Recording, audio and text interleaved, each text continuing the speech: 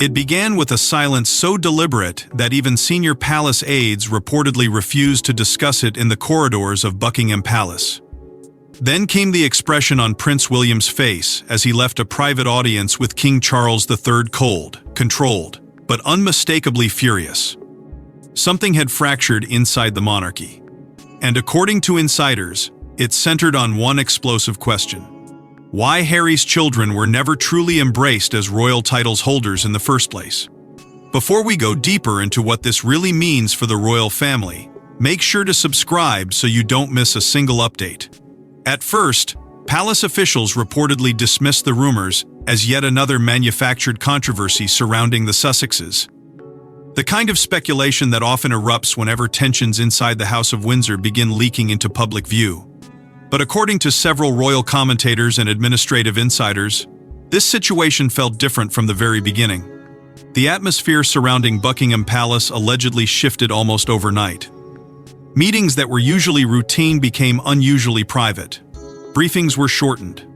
Certain aides were quietly removed from inside. Pre-urnal discussions. And behind those towering palace walls, whispers reportedly began spreading that Prince William had finally reached a breaking point over decisions King Charles had delayed confronting for years. Reports suggest the confrontation began during a tense constitutional review involving senior advisors, legal consultants tied to the crown, and members of the king's private office. While the official purpose of the gathering was allegedly connected to broader succession planning during Charles's ongoing health struggles, insiders now claim the discussion unexpectedly turned toward Archie and Lilibet, and whether the monarchy had made a catastrophic mistake by allowing uncertainty around their royal status to continue for so long. Different interpretations of the meeting describe William as unusually direct, even by his famously controlled standards. One palace source reportedly described the future king as coldly determined, no longer willing to separate private family emotion from institutional consequence. For years, the monarchy had attempted to maintain an uneasy balance between public diplomacy and private resentment. Harry and Meghan's departure from royal duty had already triggered what some commentators called the greatest institutional crisis since the abdication era. The Oprah interview fractured trust. The memoir deepened the wounds. The documentaries reportedly hardened attitudes behind palace doors. But according to insiders familiar with the internal mood surrounding William, the issue of titles represented something far more dangerous than symbolism. It represented legitimacy, authority, access to the institution itself. And palace administrative streams reportedly began questioning whether royal privilege could survive detached from royal responsibility. Media observers soon noticed subtle but revealing changes in how Buckingham Palace referenced Archie and Lilibet publicly. Phrases became carefully measured. Mentions of titles reportedly disappeared from internal drafts before publication. Royal watchers claimed this was not accidental. According to whispers emerging from the highest levels of palace communications teams, William allegedly pushed Charles to finally confront what had remained unresolved since Harry and Meghan stepped away from royal life. Could individuals openly criticizing the monarchy still expect permanent integration within its future structure? What made the situation even more explosive, however, was the emotional dimension behind the scenes. Several insiders claim William no longer viewed the issue as a disagreement over protocol alone. Trust, according to those close to palace operations, had completely collapsed. The future king reportedly believed every public attack against the institution chipped away at the sacred stability Queen Elizabeth II spent 70 years protecting. And while Charles allegedly continued wrestling with the pain of losing his son emotionally, William was said to be viewing the matter through a colder and more institutional lens, one rooted not in reconciliation, but survival. As speculation intensified, palace officials refused formal comment entirely, an unusual silence that only fueled deeper suspicion. Royal journalists began openly discussing whether buried tensions between the brothers had now evolved into something permanent. Even veteran royal correspondents reportedly noticed how carefully William avoided discussing Harry publicly at all, as though the emotional distance between them had become impossible to reverse. And behind closed doors, according According to sources close to senior royal households, one devastating accusation reportedly changed everything inside that private meeting with the king. But the real shock wasn't the disagreement itself. It was the accusation William reportedly placed before the king, one that threatened to reopen wounds the monarchy had spent years trying to bury. Long before the public battles, the interviews, and the memoirs, there were reportedly private assurances made behind palace doors, assurances Harry believed guaranteed security, status, and recognition for his children. But somewhere between royal duty and royal exile, those promises allegedly began to disappear. In the years before Prince Harry and Meghan Markle fully separated themselves from royal life, insiders claimed there had been an unspoken understanding within the monarchy that Archie and Lilibet would eventually find their place inside the royal structure. Different interpretations of private conversations from that period suggest Harry believed his children's future status inside the House of Windsor was never truly in question. After all, under long-established royal convention and the framework tied to King George V's 1917 letter, heirs patent, the grandchildren of a reigning monarch traditionally carried princely entitlement. To Harry, according to sources familiar with his thinking, the matter may have seemed straightforward. Painful family tensions could come and go. Public controversies could rise and fade. But bloodline, he allegedly believed, remained permanent. However, the reality unfolding behind palace walls reportedly became far more complicated once Harry and Meghan stepped away from official royal duties in early 2020. What had initially been presented publicly as a temporary transition soon evolved into something much deeper and far more damaging. The Oprah interview shook the institution to its core. Accusations, grievances, and emotional revelations reportedly triggered alarm inside Buckingham Palace, Clarence House, and Kensington Palace simultaneously. Then came the documentaries, the memoir, the repeated public criticism of senior royals. And according to palace insiders, every new disclosure further eroded the trust that once protected Harry within the institution he had been born into. By the time King Charles III ascended the throne, royal administrative circles were reportedly already provided over the issue of titles for Archie and Lilibet. Some believed constitutional precedent should simply proceed uninterrupted.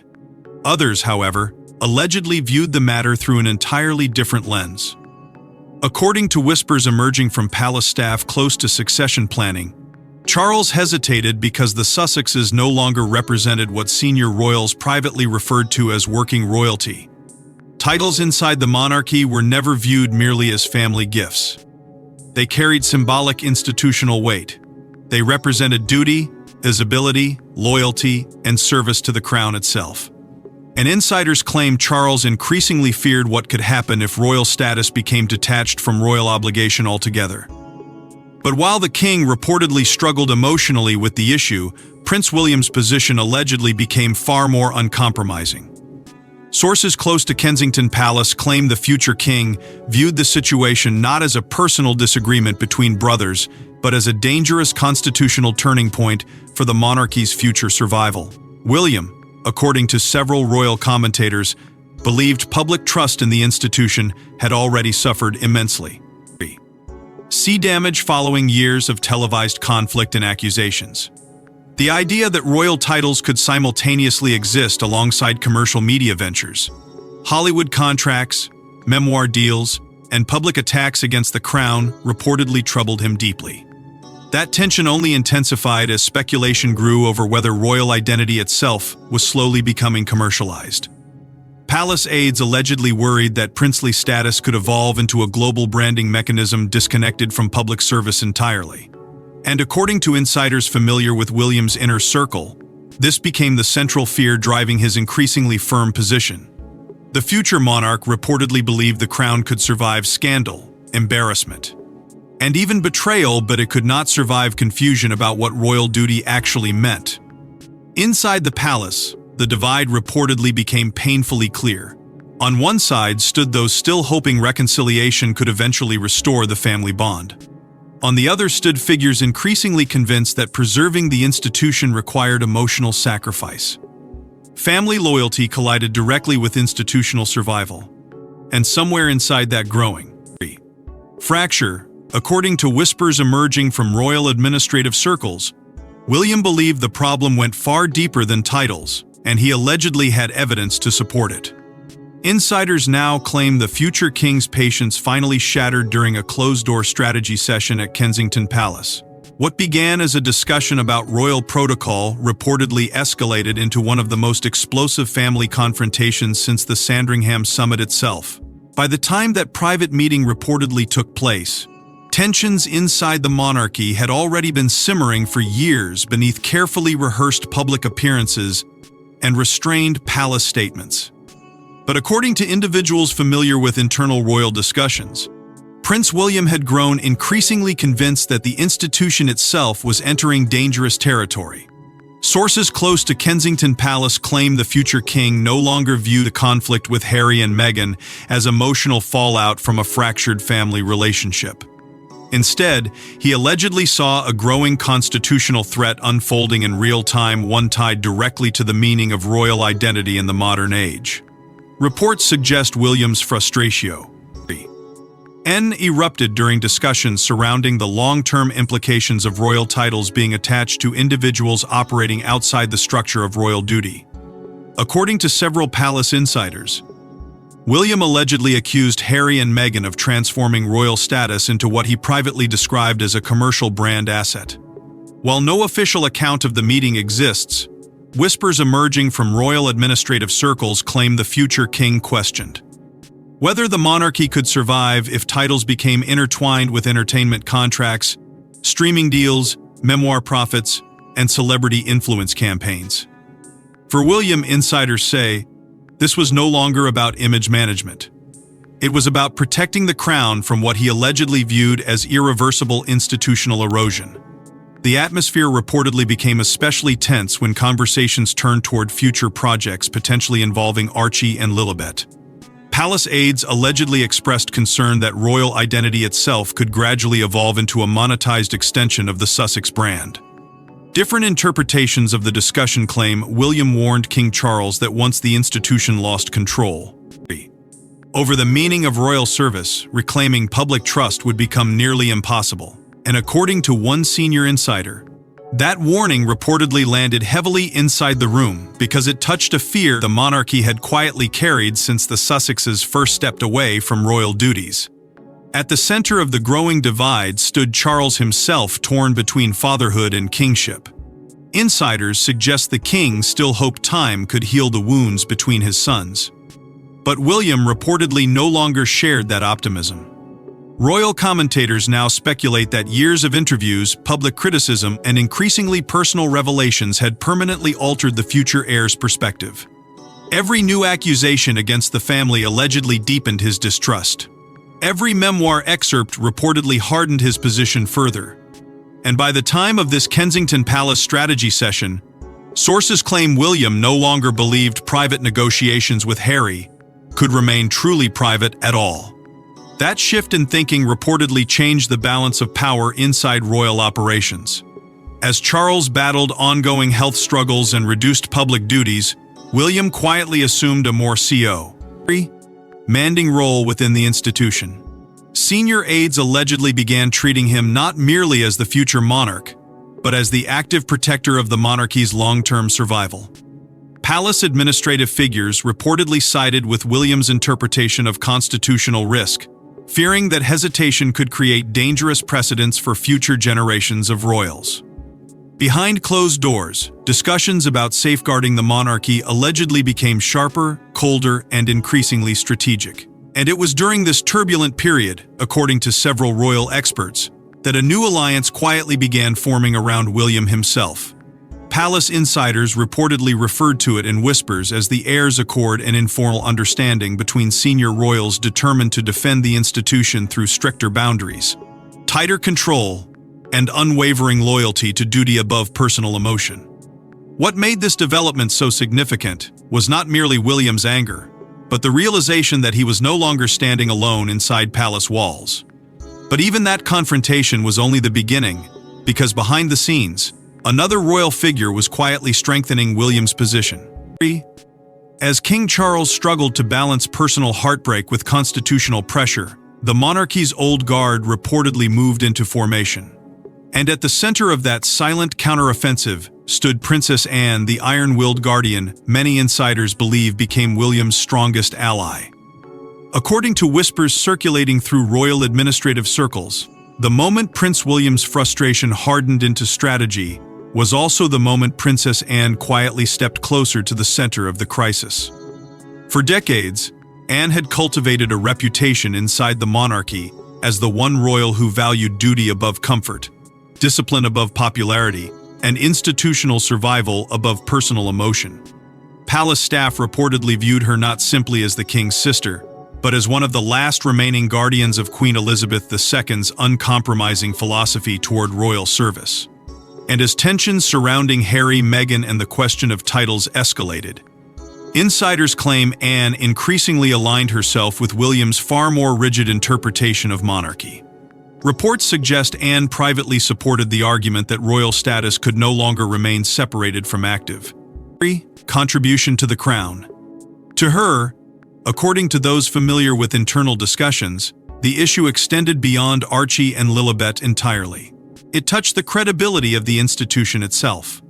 Palace insiders describe growing fears among senior royals that public understanding of monarchy was beginning to blur into celebrity culture, where visibility mattered more than service and status mattered more than sacrifice. Anne allegedly viewed that shift as deeply dangerous. Different interpretations of private palace meetings claim she warned aides that weakening centuries of precedent, for the sake of short-term emotional compromise, could create consequences future monarchs would struggle to reverse. At the same time, conversations surrounding the monarchy's long-discussed slimmed-down future reportedly intensified behind closed doors. The concept had existed quietly for years, particularly during Charles's time as Prince of Wales. But insiders claim the Sussex conflict accelerated those discussions dramatically. Senior aides allegedly revisited the idea that royal titles, privileges, and institutional access should become increasingly tied to visible public duty.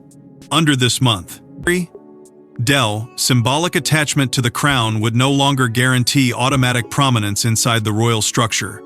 According to palace administrative sources, William and Anne reportedly viewed this approach not as punishment, but as protection, a way of preserving public trust in a monarchy already under extraordinary pressure. And as these strategic conversations deepened, another quiet alliance reportedly emerged around William's future vision. Prince Edward and Sophie, Duchess of Edinburgh, were said to be increasingly aligned with the belief that stability depended on discipline, restraint, and clearly defined expectations for all members of the royal family. Unlike the louder conflicts dominating headlines, this shift reportedly unfolded in near silence. No dramatic announcements. No official declarations. Just a gradual consolidation of influence behind the scenes, led by royals whose loyalty to the institution had rarely wavered. Meanwhile, King Charles himself allegedly became trapped between two unbearable realities. On one side stood his role as sovereign, tasked with defending the continuity and credibility of the crown during a fragile period in modern royal history. On the other stood his role as father, emotionally wounded by the growing distance between himself and Harry. Palace insiders claim Charles continued searching for a path that preserved both family unity and institutional order. But with every passing controversy, that balance reportedly became harder to maintain. Royal commentators increasingly portrayed the king as exhausted, emotionally strained, and isolated inside an impossible conflict that offered no painless outcome. What made the situation feel even more significant to palace observers, however, was the growing sense that the monarchy itself was changing in response to the crisis. Insiders began quietly referring to the atmosphere as the beginning of a new enforcement era, one where emotional ambiguity would no longer override constitutional discipline. William's influence reportedly expanded. Anne's authority became more visible. And behind palace walls, the old guard allegedly prepared for a future monarchy defined less by sentiment and far more by institutional control. Yet, despite the mounting pressure inside palace walls, Harry reportedly believed public sympathy would eventually force the crown to retreat, and that may have triggered William's most decisive move yet. Then came the moment insiders now describe as irreversible, the instant Prince William allegedly exposed what he believed was the real danger behind granting unrestricted royal status to Harry's children. And according to multiple interpretations emerging from palace circles, it left King Charles shaken into silence. By this stage, the atmosphere inside the monarchy had reportedly become almost unbearable. According to palace insiders, every discussion surrounding Harry and Meghan now carried an undercurrent of exhaustion, mistrust, an emotional strain that even senior aides struggled to contain. What had once been viewed as a painful but manageable family dispute had allegedly evolved into something much larger, a constitutional confrontation with consequences stretching far beyond private relationships. And it was during one particularly tense internal strategy discussion. Insiders claim that Prince William finally articulated the fear that had reportedly been building inside Kensington Palace for years. Sources close to royal administrative circles suggest William argued that unrestricted royal titles carried a danger few people outside the institution fully understood. According to several interpretations of the meeting, the future king allegedly warned that once princely identity became detached from institutional accountability, it could eventually be used as permanent leverage against the crown itself. In his view, insiders say, the monarchy was no longer dealing with isolated emotional fallout from Harry and Meghan's departure. Instead, it was confronting the possibility that royal status could become a weaponized global platform, one capable of generating influence, profit, pressure, and public sympathy indefinitely, all while operating outside palace authority. The discussion reportedly turned especially serious when concerns emerged over future media projects tied to royal identity. Palace strategists allegedly raised fears that titles connected to Archie and Lilibet could one day become inseparable from documentaries, memoirs, commercial ventures, or public campaigns built around insider royal access. According to whispers from individuals familiar with the palace mood, William believed the institution was entering dangerous territory where every concession risked creating new vulnerabilities for the monarchy's future stability. To him, insiders claim this was not about punishing children. It was about protecting the meaning of the crown before it became impossible to reclaim. At the center of the crisis stood King Charles himself, reportedly devastated by the emotional implications of the argument unfolding before him. Sources suggest the king struggled deeply with the thought that decisions tied to constitutional survival could directly affect his own grandchildren. Those close to palace operations claim Charles remained haunted by the widening fracture inside his family, particularly the collapse of trust between William and Harry. But according to insiders, William's position had hardened beyond reconciliation. Years of televised interviews, public accusations, memoir revelations, and repeated criticism of the monarchy allegedly convinced him that private family loyalty could no longer outweigh institutional protection. Palace strategists reportedly intensified those fears further by warning about growing international confusion surrounding royal identity itself. Different interpretations of internal discussions suggest aides worried foreign media, commercial organization, ends, and even diplomatic circles were beginning to blur the distinction between active representatives of the crown and individuals no longer connected to royal duty. According to one insider, that ambiguity deeply alarmed William because it threatened the monarchy's carefully controlled structure of legitimacy and authority. The future king reportedly feared a future where titles existed everywhere publicly, but responsibility existed nowhere. In the weeks that followed, media commentators began noticing subtle but unmistakable changes in Buckingham Palace communications. References became more cautious. Statements appeared increasingly measured. Mentions of titles reportedly underwent heavier review before publication. Publicly, the monarchy maintained its familiar calm composure. But behind palace walls, insiders claim tensions reached crisis level. And according to several royal observers, one phrase reportedly captured William's entire position during those explosive discussions: the firm before the family. And as the dust settled behind palace gates, one final realization reportedly emerged: this battle had never truly been about Archie or Lilibet at all. In the end, insiders claim Prince William forced the monarchy to confront its deepest fear: What happens when royal blood and royal duty no longer move in the same direction? Because according to those familiar with the palace's internal thinking, the argument over titles became something far bigger, a battle over the future identity of the crown itself.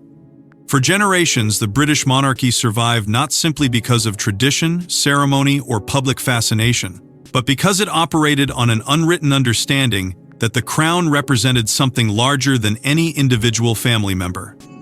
Palace insiders often describe it as a sacred trust held for the nation. An institution built not around personal desire, but around sacrifice, continuity, and discipline.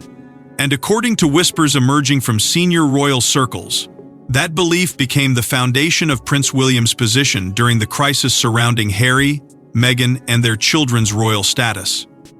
To the future king, insiders claim the issue was never truly about titles alone. It was about whether the monarchy could still defend its own meaning in a world increasingly driven by celebrity, branding, and personal narrative. Over time, William reportedly became viewed inside palace operations as something more than simply the heir to the throne.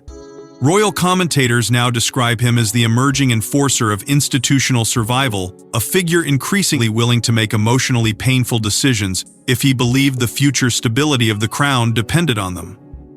Sources close to Kensington Palace claim years of public conflict fundamentally altered William's outlook.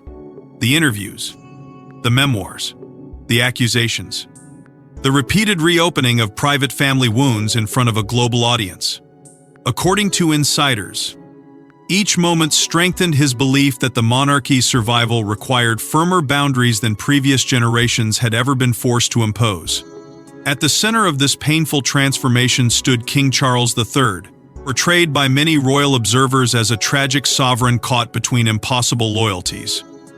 On one side remained his enduring love for Harry as a son. On the other stood his responsibility as monarch during one of the institution's most fragile modern chapters.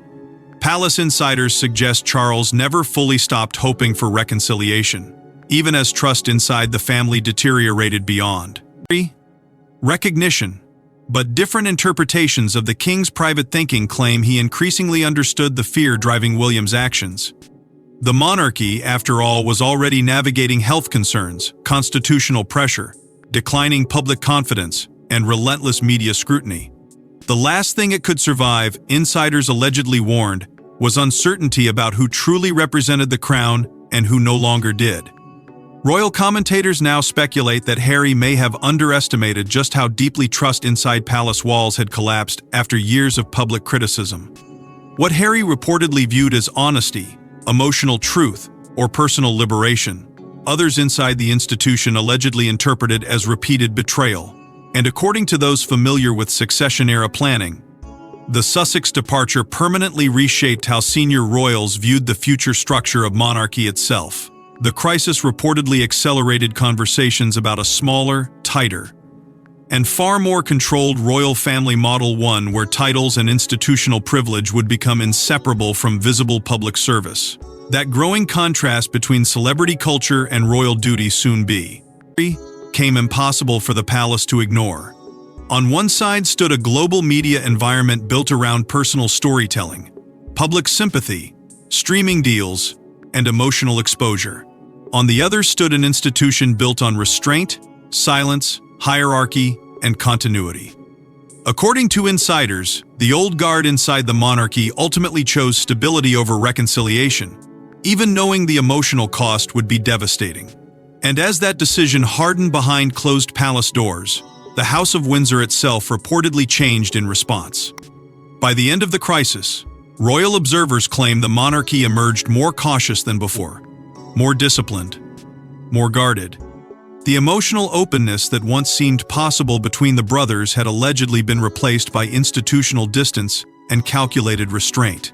And while the crown may have survived the immediate storm, insiders whisper that the scars left behind inside the royal family may never fully heal. But while the palace may have protected the institution for now, insiders whisper that the emotional consequences of this royal fracture are only beginning.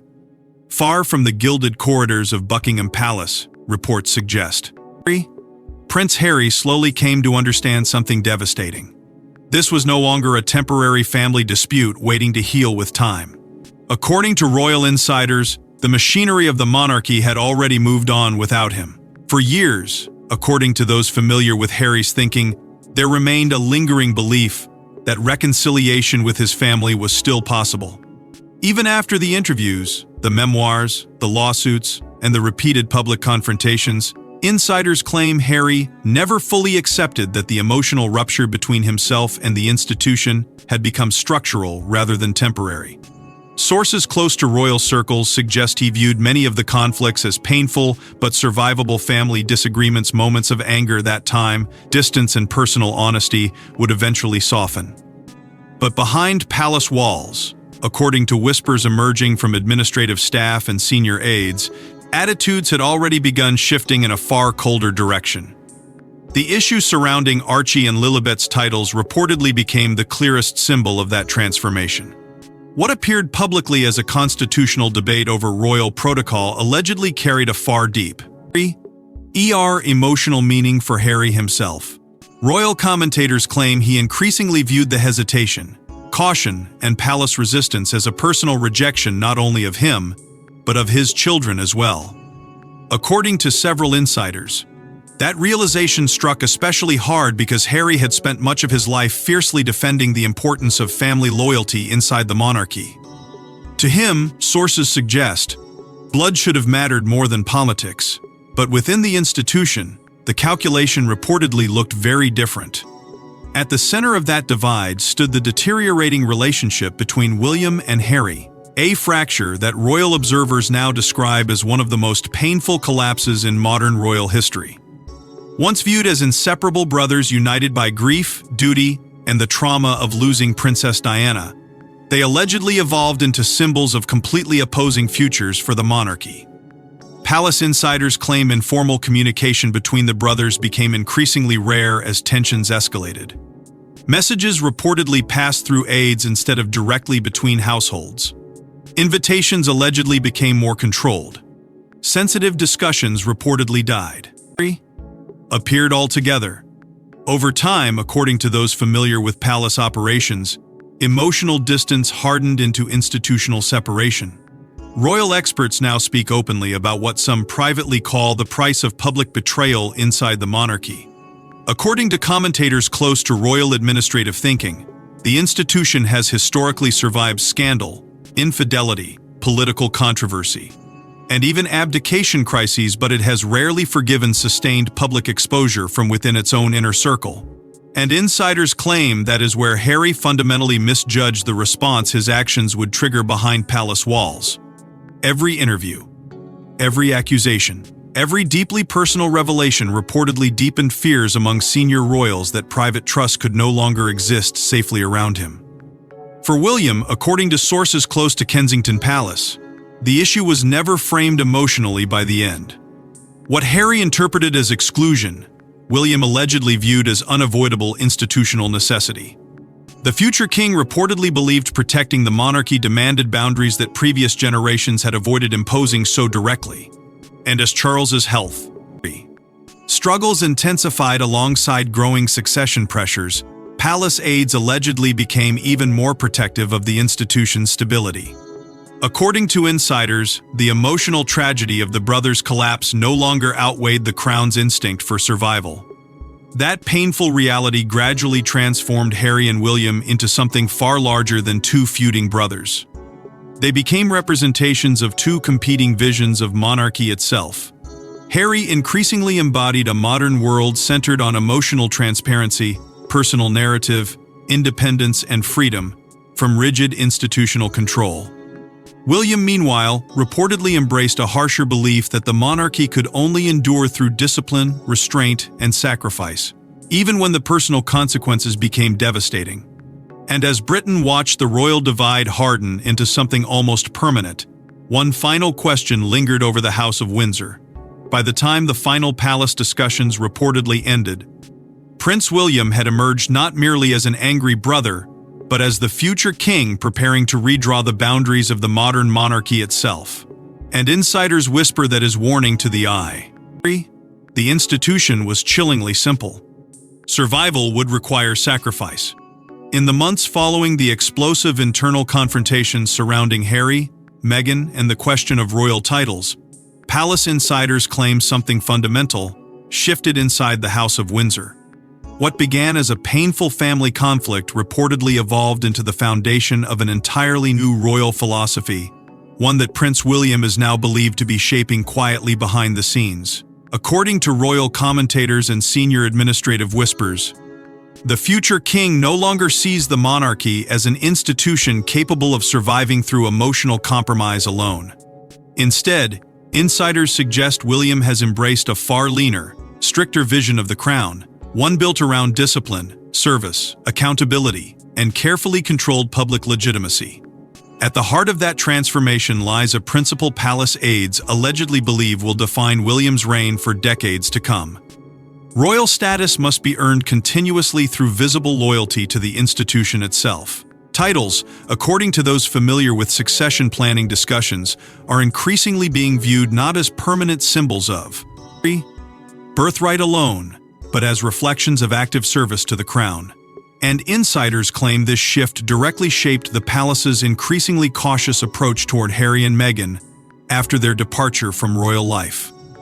What previous generations may once have tolerated quietly behind closed doors, William reportedly believes the modern monarchy can no longer afford to ignore. That growing divide between what some commentators call the old monarchy and the future monarchy has now become impossible to overlook. The older model, shaped heavily by Queen Elizabeth II's era, often relied on patience, discretion, emotional restraint, and long periods of silent endurance during family crises. But according to royal observers, William's generation appears increasingly willing to enforce harder institutional boundaries in order to protect long-term stability. Sources close to palace operations suggest the future king views public trust as the monarchy's most fragile resource and one that can disappear rapidly if duty becomes secondary to celebrity, commercial influence, or personal grievance. Meanwhile, King Charles III's reign is increasingly portrayed by commentators as transitional, emotionally burdened, and historically fragile. While Charles reportedly spent much of his life preparing intellectually for kingship, insiders claim the emotional cost of the Harry crisis deeply complicated his reign almost from the beginning. Torn between his role as sovereign and his role as father, the king allegedly became trapped inside a conflict that symbolized the monarchy's struggle to adapt to an unforgiving modern age. And according to palace insiders, that burden only accelerated William's quiet emergence as the institution's future center of authority. Royal experts now speculate that the reforms taking shape behind palace walls may eventually extend even further than the public currently realizes. Discussions surrounding working royals, institutional representation, public funding, title visibility, and constitutional clarity reportedly continue at senior levels. And within those conversations, Harry and Meghan are increasingly viewed not as temporary exiles waiting for reconciliation, but as permanent outsiders to a royal structure that has already begun evolving without them. According to insiders, that realization may ultimately become the most painful consequence. See of all. Because in many ways this entire conflict reportedly transformed Prince William himself. The grieving younger brother once publicly united with Harry through tragedy has allegedly become something colder, more cautious, and far more institutional in his thinking. Royal commentators suggest this was the moment William fully crossed the invisible line between prince and future king. The emotional cost, insiders claim, was immense. But to those inside the palace, duty demanded it. And perhaps that is the haunting truth lingering over the House of Windsor now. Beneath the ceremonies, traditions, titles, and public appearances stands a monarchy forever shaped by a single painful question. What must be sacrificed to ensure the crown survives another generation? Because in the end, blood alone was no longer enough. Loyalty mattered more. Service mattered more. Survival mattered most. Because in the House of Windsor, insiders say love may fracture, blood may divide, and families may collapse, but the crown, above all else, survives. Thanks for watching. Please don't forget to like and subscribe, and we will see you in the next one.